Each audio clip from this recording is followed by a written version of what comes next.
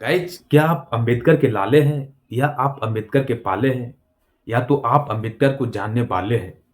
अगर आप इन तीनों चीजों में से अगर कोई भी हैं तो आपको ये पता होगा कि अंबेडकर ने हमारे लिए क्या किया है, खासकर हमारे देश के दबे कुचले लोगों के लिए, हरिजनों के लिए क्या किए हैं और क्या करके चले गए हैं। ये आपको जानना चाहिए और यही चीजें हम लोग भूलते जा रहे हैं। देखिए, मैं सीधे मुद्दा पे आता हूँ, इधर उधर की बातें ना करते हुए। तो मैं आपको बता देता हूँ कि जिस समय हरिजन, एससी एसटी के वर्ग के जितने भी लोग हैं, हरिजन दबे कुचले लोग जो हैं, जिस समय कमजोर थे ना, उस समय ये सामंतवादी लोग इन पे अत्याचार कर रहे थे, इनको सता रहे थे।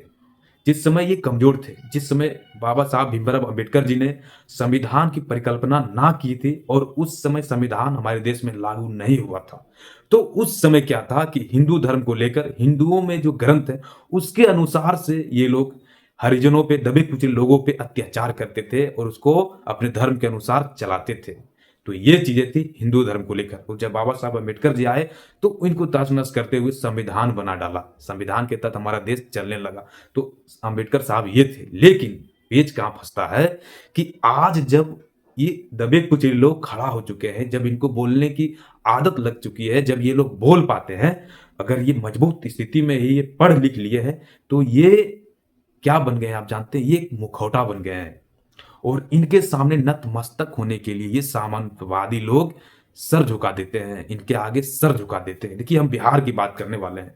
बिहार में चिराग पासवान दलितों का सबसे बड़ा चेहरा है और उनको कहीं हद तक दलितों का एक बड़ा नेता भी माना जाता है, क्योंकि वो बिहार में जितने भी चुनाव लड़े हैं तो वो हारते नहीं हैं। जितने भी सीट उनको दिए जाते हैं वो जीत के दिखा देते हैं, खासकर लोकसभा की सीटें। और उनको उनको देखिए कि आज वो उन्हीं लोगों के गोद में जाके बैठ चुके हैं जो ये कह देते हैं कि हम संविधान को खत्म कर देंगे, हम इस धरती को हिंदू राष्ट्र बना देंगे। और वही चिराग पासवान कहते हैं कि क्या दिक्कत है, हिंदू धर्म बनना चाहिए।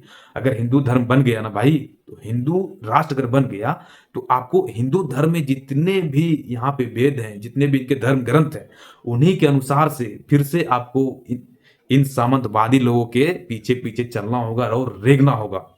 अगर ये कह देते हैं कि हम हिंदू धर्म को फिर से आगे लाते हैं, तो आपको, जो चिराग पासवान जी हैं वो भी दलित जाति के ही हैं, और जितने भी हरिजन हैं, दबे कुचले लोग हैं, फिर से इन सामंतवादी लोगों के पीछे पीछे रेंगते रह जाएंगे।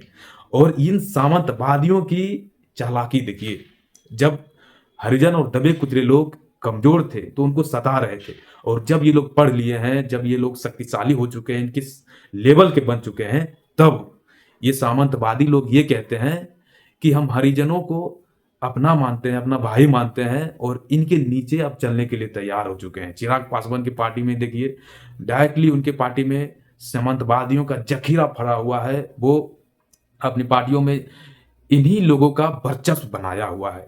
तो ये समझिए कि ये राजनीति है। आप राजनीति से ये सीख सकते हो कि यहाँ पे कोई भी सामंतवादी अब नहीं है, कोई भी अब दलित और पिछड़ा नहीं है। और ये चिराग पासवान ने स्पष्ट रूप से कह दिया कि हम आपके लेवल के हैं, आप हमारे नीचे रहोगे। तो चिराग पासवान ने ये कह दिया। लेकिन चिराग पासवान की सबसे बड़ी भूल ये है कि वो बाबा साहब भीमराव अंबेडकर की नीतियों को विरोध करने वाले पार्टी के साथ गठबंधन कर लिया है।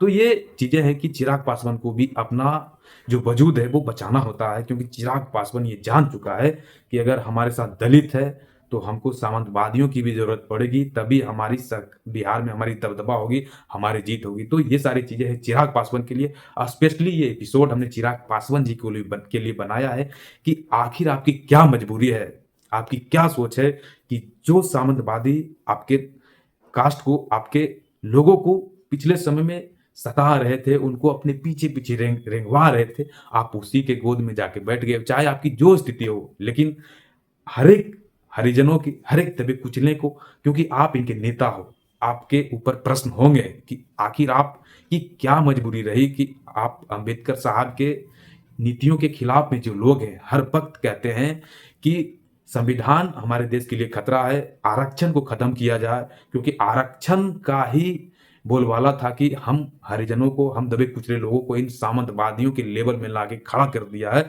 और आप ये कहने वाले पार्टी को कि हम संविधान को खत्म कर देंगे, उनके साथ जाके बैठे हैं।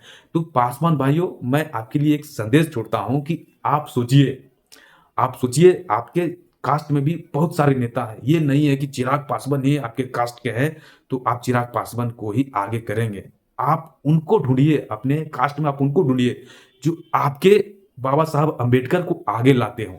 आपके बाबा साहब अम्बेडकर को एक अलग सोच से रखते हो और उनकी प्रेरणा को अपने अंदर लिए बैठते हो और इन सामंतवादी लोगों के साथ गठजोड़ ना करता हो।